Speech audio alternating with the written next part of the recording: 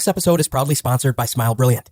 If you're like me and an estimated 40 million other Americans, you grind your teeth in your sleep. Whether it's stress, anxiety, or an abnormal bite, chronic teeth grinding can lead to several problems, including worn enamel, tooth decay, and sleeplessness. And if left untreated, even lead to expensive dental procedures.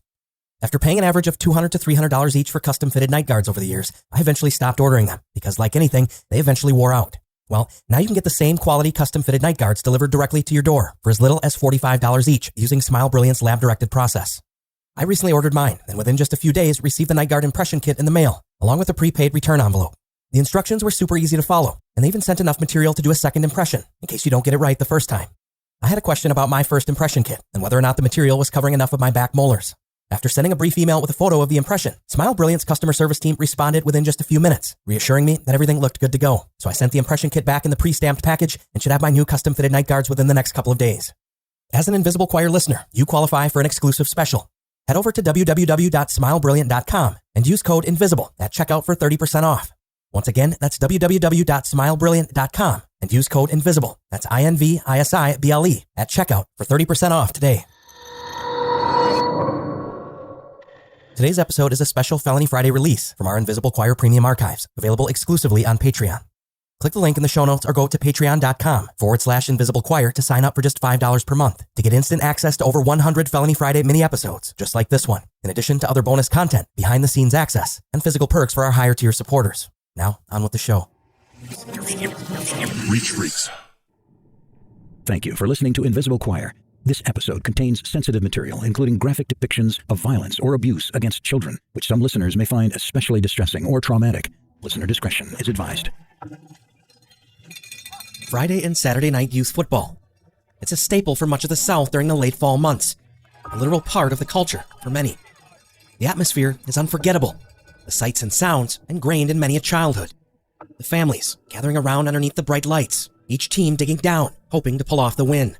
The smell of Booster Club concessions hangs heavy in the air. It was no different the night of Saturday, November 14th, 2015, in rural Scottsville, Kentucky. The town of just over 4,000 residents reveled in sport. On this night, families gathered at the Allen County Scottsville High School for the Youth Football League's All-Star Game. In attendance, the Doolin family. 11-year-old Alec was playing in the big game, while his 7-year-old sister Gabriella cheered from the sidelines. Their parents, Amy and Brian, watched with anticipation. 7-year-old Gabby had been playing with friends, as children do, while her parents, having been here in this spot many weekends in a row, with other families they knew, felt it was a safe place full of good people. But shortly after 7 p.m., the night sky by now deeply darkened. Their 7-year-old daughter asked if she could go off with her friends to the nearby concession stand and bathrooms. Without hesitation, they agreed, and their daughter wandered off with the other children into the frenzied crowd. After a short while, Gabby's friends returned without her, and after surveying the nearby bathroom and concession stand, Gabby's parents began to panic. They began frantically searching for Gabby, wandering aimlessly through the crowd, hoping for just a glimpse of the girl's familiar blonde hair, stopping to ask everyone they could if they had seen their daughter. They even had the game's announcer call for Gabby over the loudspeaker mid-game, asking her to immediately return to her parents.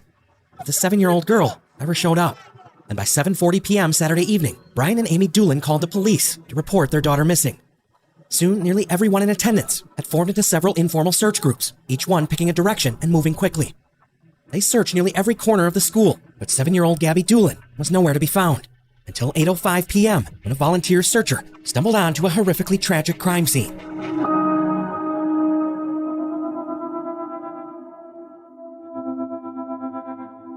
One of the volunteer search groups ventured southwest past the baseball field and into the heavily wooded area behind the school, and there, on the edge of a large creek pond, they saw her. At 8:05 p.m., the Kentucky State Police here, we were notified that the body of Gabriella Doolin had been located in a wooded area there on the property. At that time, and since then, vigorous investigation has been taking place both day and night. Gabby's lifeless body was in the pond when searchers first came upon her on Saturday night, and her eventual autopsy concluded that her cause of death was ruled manual strangulation and drowning. Someone had literally choked the life out of the poor 7-year-old girl, likely while holding her head under the water. Police immediately corralled all remaining attendees still at the football game into the high school gymnasium, pulling individuals and families aside to conduct interviews throughout the night. They were looking for any clues that might lead them closer to Gabby's killer. During the interviews, numerous people identified a suspicious man who had been seen walking away from the wooded area and back to the large parking lot that sat adjacent to the pond. He had apparently been smoking cigarettes in the vicinity, mingling about with the others who were searching. He was described as a tall white male with a beard or goatee facial hair who was balding. This person of interest came up again and again during the interviews, and eventually, police identified the man and spoke with him that night. It was 38-year-old Timothy Madden of Scottsville. The middle-aged father of 5 was at the football game that night, though he had apparently left after a heavy police presence arrived on scene. His own son was playing in the All-Star game, while one of his daughters watched and cheered him on. And what was perhaps just a strange coincidence, Timothy Madden and Brian Doolin actually knew each other. The two fathers grew up together and were casual friends throughout middle and high school, until they eventually grew apart after Timothy Madden dropped out in 10th grade. While frantically searching for his daughter Gabby, Brian even briefly came across his former friend and thought it quite odd that he was moving away from the key areas that others were heading into to search. As police moved forward with their investigation, including conducting an early morning interview with Timothy Madden at his home on Sunday, the Scottsville community was restless. They gathered at the Allen County Public Library just the day after Gabby's senseless murder to hold a prayer and candlelight vigil in her honor and to support her mother and father, who were deeply lost in grief among the crowd. We, as a community, Brian, stand with you. This whole town stands with you tonight. We're praying for you. We're crying with you. We're mourning with you. We stand with you. And we're also praying that soon, the people, the individual that did this, will be brought to justice. Though the Scottsville community wrestled with unanswered questions for 5 long days and nights, the police had been carefully piecing together enough evidence to issue an arrest warrant for Timothy Madden. When they went to his home early Sunday morning, just hours after Gabby Doolin's body had been found in the school pond, they observed that he was notably fidgety and seemed nervous. Madden voluntarily agreed to provide the clothes he had been wearing earlier Saturday night, and when he presented them to police, they immediately noticed what appeared to be blood on his belt buckle and underwear. They then ordered an expedited DNA profile from the blood samples and waited. Then the following Friday, November 20th, they got the results back from the lab. The blood on Timothy Madden's clothing was a positive match for 7-year-old Gabriella Doolin. He was arrested just before noon and taken into police custody. During the brief press conference, Kentucky State Police would announce the charges, and the community, already reeling deep in despair, was shocked at the level of depravity of what occurred before Gabby Doolin was murdered. And at 11:23 a.m. today, arrest warrant was obtained for 38-year-old Timothy Madden, 38-year-old Timothy Madden of Scottsville, Kentucky, and he has since been arrested. He is going to be processed at the Allen County Jail, where he'll then be transported and lodged in the Barron County Jail. Mr. Madden has been charged with kidnapping, rape first degree, sodomy first degree, and murder. Detective Wesley Medley is the lead investigator on this case and will still be conducting that case. It is an ongoing investigation. No other details can be released at this time in reference to this investigation. We just ask that your thoughts and your prayers continue for the Doolin family.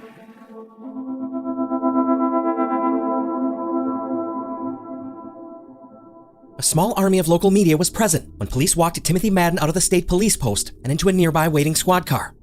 The wiry 38-year-old man, with frazzled and graying facial hair and a balding head, met the description of the suspicious person many had seen leaving the wooded area near Gabby's body perfectly. Sporting a bright blue University of Kentucky hooded sweatshirt and handcuffs, he proclaimed his innocence loudly while being placed in the back seat of the patrol car. I'm innocent. That's it. I'm sorry about their loss, but I'm innocent. Others in the community who knew Timothy Madden, or Timmy as he was more affectionately known, didn't believe he was capable of committing such a depraved and violent murder. The Timmy they knew was a loving father and husband, who sure, at times could be awkward and nervous, but he had never actually harmed anyone before that they knew of. Madden had a series of previous theft and traffic convictions, but had committed no prior violent crimes. It didn't make any sense, not to those closest to the man whose picture now appeared in the Park City Daily newspaper under the bold headline, "Arrest Made." Timothy Madden's own father-in-law briefly met with reporters who were staging outside of his home to alert them and everyone else in the community that the police must have arrested the wrong man, as there was no way Timmy was capable of murdering another child because he was a loving family man himself. He's the most lovingest feller that you could ever see. He's got 5 kids, 2 by my daughter. He's got a 3-month-old baby and a 7-year-old girl. And he's been married to my daughter 10 years. She's never had a bruise on her, a slap on her, or nothing. And he's always helped me do anything I can do around here. He's worked, and I just rate him one of the highest that I can rate him. That's just all I can tell you. So how do you think you got mixed up in this then? If they went to his ball game. He even sat with this feller, Doolin. I don't know if he put that in there or not, because they went to school together. And then all this all come up, that this happened. It's a mystery to me. I don't know. Because my wife was here taking care of the kids and everything. When Timmy come home, they said that he was had stains or something on him, that's a lie. He was just like he was. He went to the ball game and stuff. And my wife can verify that and everybody else. Anybody on this road can tell you that Timmy Wilson is one of the best people. And they'll verify him. The time ain't no better. And was one of your grandchildren playing football that day too? Yeah, she was in the same. She was cheerleader on the same team that this little girl was. I've even took her to cheerleading and stuff with her. And Emily, there's my daughter. There's my daughter-in-law. There's Timmy's little girl. If you want to see her, I'd rather not put her on. I don't think. That's good enough. We just want to make. I want to make this clear and make a statement. But his voice needs to be heard, and that's just the way I am about it. And how quickly did all this come about? That he was a suspect. Well, since that Saturday night. That Saturday night, they rolled in here, I guess, about 2 o'clock in the morning, about 20 KSP. They didn't give no search warrant. Went in the house. My daughter's blood pressure had shot up. She was in bed with the baby. And they even questioned her. They went in there and questioned my daughter. They even the law did, my granddaughter. And I don't see how they can do all of that. They didn't have no proof then, and I don't know if they got any proof now. I mean, I know they arrested him, but they still ain't told us nothing. And I want to say one thing about the KSP people that comes here. I've lived in Allen County all my life, and them is the most unrudest people to talk to and fool with that I've ever dealt with in my life. Neither Timothy Madden himself or his family claimed to have any knowledge of any concrete evidence that the police had in their possession to warrant his arrest. According to them, police stormed the property without an appropriate warrant and illegally obtained his allegedly bloodied clothing without appropriate legal permission.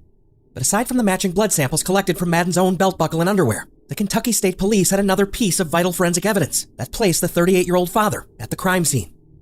A forensic pathologist conducted a post-mortem sexual assault examination on 7-year-old Gabby Doolin, collecting semen samples from her vaginal and anal areas, samples that eventually returned a positive DNA match to Timothy Madden. It seemed that the quiet, loving family man was a sickening monster hiding in plain sight all along. Without yet having knowledge of the full extent of the evidence police had against him, Timothy Madden accepted a jailhouse interview with local news source WDRB at the Barron County Jail, where he was being held on a $1 million cash bond. He had a message that he wanted everyone to know. It's all bogus. I'm a very innocent man. They can ask anybody that knows me. Why did they connect you to this murder? Small town gossip. They said I fit the suspect. 6 foot tall, brown coat, long beard. Pretty much that's all I knew about it. But then I knew they found the little girl's body later on that night and then locked the ball game down. Do you know the Doolin family? Yes. I know I went to school with him. You went to school with her dad? With her daddy, yes. Okay. How well do you know them? Are you family friends? Yeah, I mean, I was friends with him all through school, and then we ran around together there after school for a while. And then my little daughter, she plays cheerleader with a little girl. Also. If you're innocent, why would someone accuse you of this? I have no idea. I have no idea. Timothy Madden sits in the jail's visiting room, directly across from the news reporter. His arms are free of handcuffs, but he keeps them tightly crossed over his chest. Throughout his entire interview, Madden's feet are fidgeting wildly, and he sways nervously left to right in his chair. It seemed in that moment that he actually believed he might get away with the entire thing. Were you at the game that Yeah, night? I was at the game. My son was playing football, and my little daughter was there with us too. So now what? You're. I'm in jail, yeah, but I'm innocent, so we'll figure a way out of it. How are you going to do that? I'll have a lawyer, I reckon, on the way. Because I have nothing to hide. I've cooperated everywhere they wanted me to cooperate. What types of rumors were going around? It's all over topics. And then when I do get out of here, I will sue KSP and everybody else that's slandering my name. Do you have any bad blood with the Doolin family? No, not at all. What's your relationship like with her dad? Good. Have you talked to him at all today? Nope. What do you want to say to them? I'm sorry for their loss. I feel sorry for them, but it wasn't me. What do you want to say to the public? Well, if they find the right person, I will come out and I will, like I said, sue everybody that's slandered my name and put me where I'm at today. Because I am innocent. And no, I am. And everybody knows me, knows I am. Timothy Madden knew that his family would stand by him and his reputation. And at nearly precisely the same hour he was sitting inside of the Barron County Jail, professing his innocence, his father-in-law continued defending the man, having no knowledge of the ironclad evidence that police already had in their possession. I don't know. I still can't get over it. He's kind of outgoing playing with kids. I mean, like kids, because he loves kids. Don't get me wrong. And every little kid, you can be out there and like a little bitty, and we was out there playing ball. She was playing baseball. Well, her just little bitty kid was throwing rocks at Timmy, and Timmy was playing with her stuff, you know. Now, man raised 5 kids from they're grown to newborns now. But This is a shock to you. I told them when I pulled up there that night, they told me, I said, y'all got the wrong man. I said, there ain't no way that boy could do anything like that. I said, it's just a shock. That's all there is to it. I don't know how it's going to come out. We'll have to try to get enough money together now, get him a lawyer or something. I don't know what it leads to and stuff like that, but we'll do everything we can do. That's all we can do. How's this going to play out in a small town now that he's been accused of this? Well, it's not good for him. That's the reason I was on y'all. Took a long time to get them in this place down here, and you got people now drive by, shoot your house down, or do anything over just hearing something like what's going on.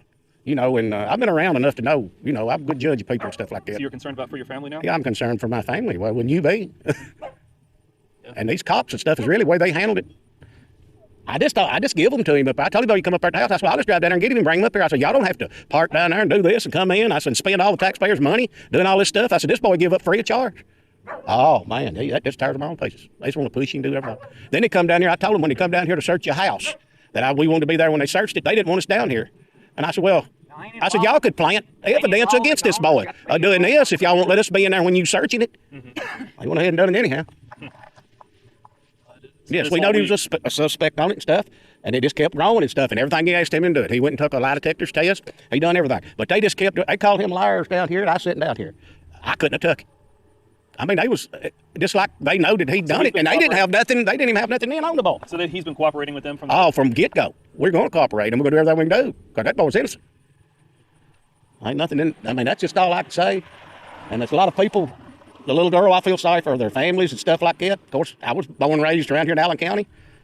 But they need to be looking someplace else and don't let this die down like it is, because there's another one that's still out there. He ain't got the right man, I'll just tell him right now.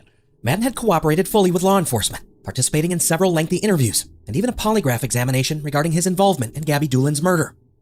When confronted about the supposed blood evidence on his clothing, Timothy Madden had a convenient explanation for that as well. I give him my clothes that night. I think, yeah, they did mention I had blood on my clothes or something, but I kind of rubbed against the fence, like I said, rubbed against the trash can. It's the only thing I know where I'd get blood from, but it wasn't me. Is there any DNA evidence that they... No. Did they say if... I don't, you know, if it is, it ain't mine, you know, so maybe it'll work out, because I'm an innocent man. I shouldn't be here. What's your family thinking right now? No, I have no idea. I've not seen them since they put me in the car. Oh, I'm sure they're terrified and upset. Anything else you want to say to anyone? Nope. Just tell my kids I love them. Daddy'll be all right. So your kids is about the same age as the Doolin kids? Well, I got one of them is. I got scattered out from 20 years old to, he'll be a 4-month-old to 25th. How are you going to claim your innocence besides, I mean, if you were there that night, is there anyone that will... Oh, yeah, there's several people there. I've got all kinds of people to verify that was there, you know, and seen me, and I even took pictures on my phone to prove I was there, you know, to send to my ex-wife, because she wasn't there, and she wanted to see Blake playing football, and so, I mean, I believe I'll be okay. Did they ask you questions about, like, you know, were you in the bleachers when Gabby went missing and things like that? Oh, yeah, several times. And what are you claiming? Last time I seen her was I was sitting on the side of the stand, like always, watching, smoking a cigarette, and she walked by, and the other two girls came through her first, I don't know, a minute before. And then she came over there and looking around. I said, well, they went that way, and that was the last time I seen her. People were searching for her at that point? No. Say that was, and then nobody started searching for, I don't know, 30, 45 minutes, I guess. So you saw her go by that Well, way? she came in front of the bleachers, the back of the bleachers. I guess if you want to summarize, I mean, why are you so confident that you're innocent? Because I know I am. I've done nothing wrong. And you're confident police won't find any DNA evidence against you? Nope. Who do you think did it? I have no clue. What do you want to say to that person? A bad individual out there. I mean, He's crazy. If someone came forward, that could mean your freedom. Right. You have anything you want to say to them? They need to. Because I know it wasn't me. My family knows it ain't me, and everybody in Scottsville knows it me. Yeah. If they know me anyway, you know. Why are people pointing fingers? I have no idea. I guess because KSP started the rumor. Because when they showed up to the house, they brought the news cameras with them, so I'm sure. So that's how it all started. But I ain't got nothing else to say. Gabriella Doolin's family waited patiently for justice to prevail. Despite the overwhelming evidence against Timothy Madden, his trial was repeatedly delayed over and over again due to procedural issues, changing Commonwealth attorneys, and motions to suppress key evidence. The Doolin family waited for their day in court for nearly 4 years. For 1,439 days to be exact, they were left alone with their memories from that night. Her little friend came back down there and she said, "Amy, have you saw Gabby? I can't find her." I saw him walking up the fence at the ballpark. And it was dark, I couldn't tell who it was originally. And I hollered, I was asking a lot of people that night who they were. I thought he was helping me search. I asked him, that's what he'd said. He said he's looking for Gabby. She'd been around him, at all the practices and the games. She would have trusted him just enough. I wouldn't have thought somebody was on the sidelines with us, time in, time out. I don't ever have thoughts like that about my friends' kids.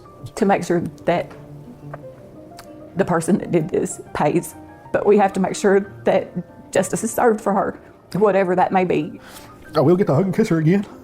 I know I will. I don't have no doubt. But I miss her, man. I go in there every day. I look at her stuff. I look at her pictures. I smell her blankets. I haven't washed them because they have her smell. He said, Daddy, I miss Gabby.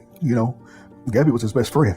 She was kind of like a little mother to him. She always watched out for him, took care of him. And it's really hard, Jake, when he comes up, Daddy, where's Gabby at? Well, we tell him, we're in heaven. And then his next statement is, Daddy, he said, did y'all get that bad guy? He's 3 years old.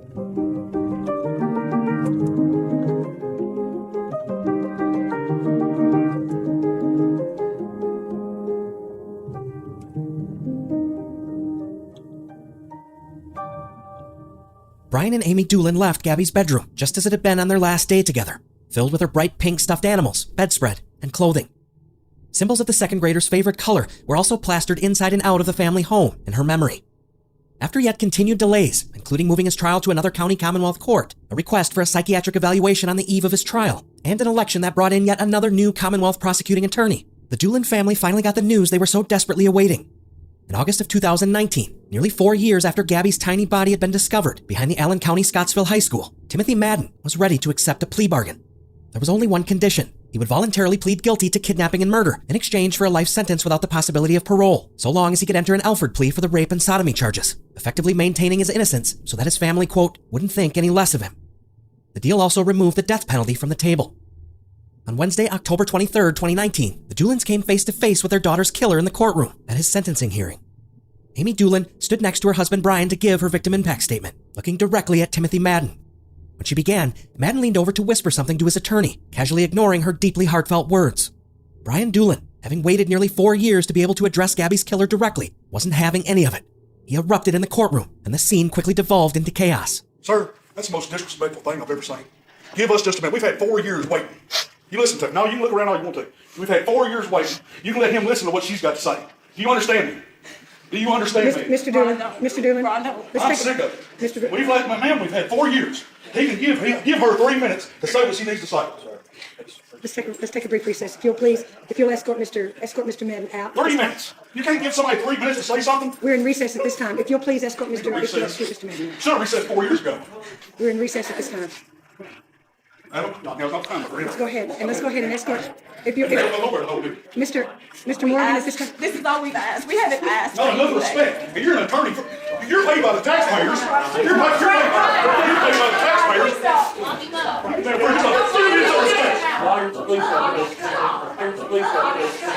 Absolutely. We are off the record. Ladies and gentlemen, stop this. All of you. Now.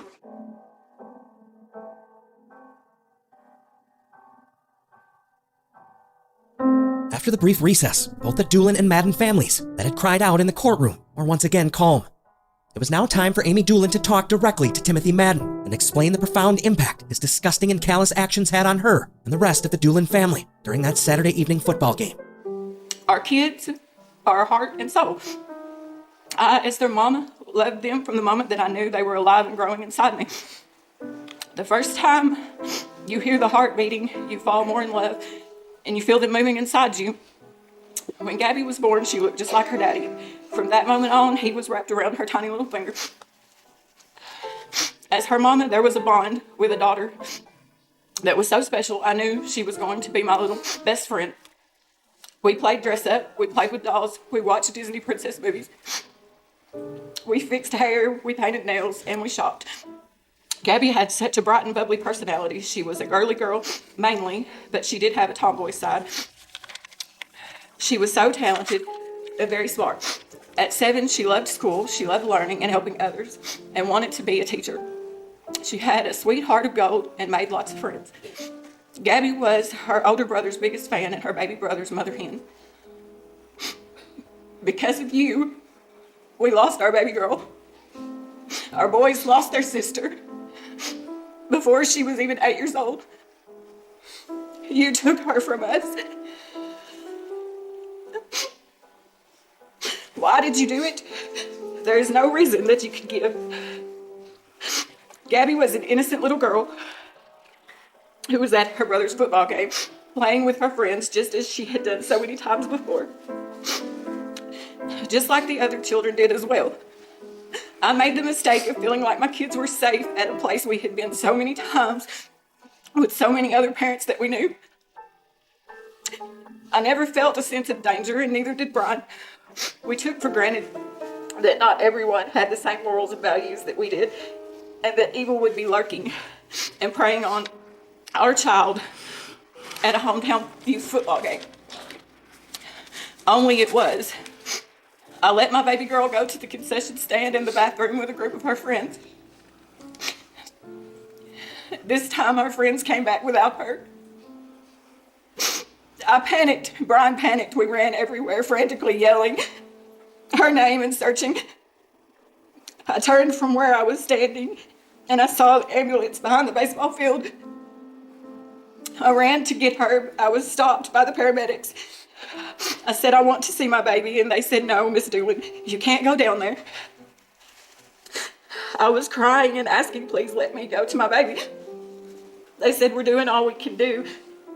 I hit my knees, crying out loud, God, please let my baby be okay, please.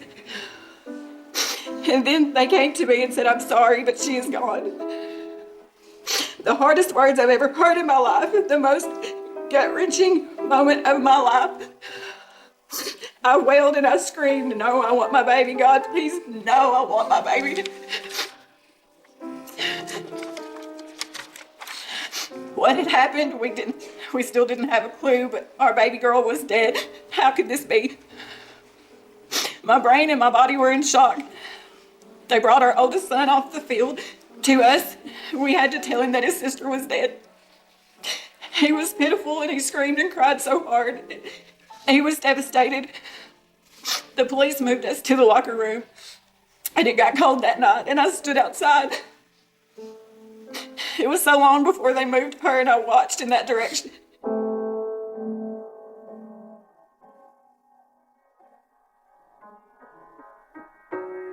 Allen County Circuit Court Judge Janet Crocker sentenced Timothy Madden to life in prison without the possibility of parole. When asked for a statement upon exiting the courtroom, a Doolin family representative didn't want to answer any questions, but instead left those in the media with one last profound sentiment on behalf of the family. I don't really want to answer any questions. If you're ready, I'll just say this. Please remember Gabby. And today we sought justice for Gabby Doolin. 1,439 days. That's what it took. And it's been a long day. The family Bride and Amy didn't have anything they wanted me to share. But 1,439 days. Take me with you now, wherever you roam. Arms around your shoulder, wherever you go. Kiss on the lips now, the day's getting colder. Wherever you come down, we only get older.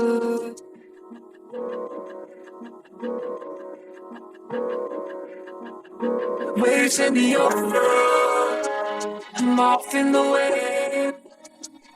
Snake in the garden runs through your head. Written on the window, cracks in the stone. Head on the pillow, sleep in your home.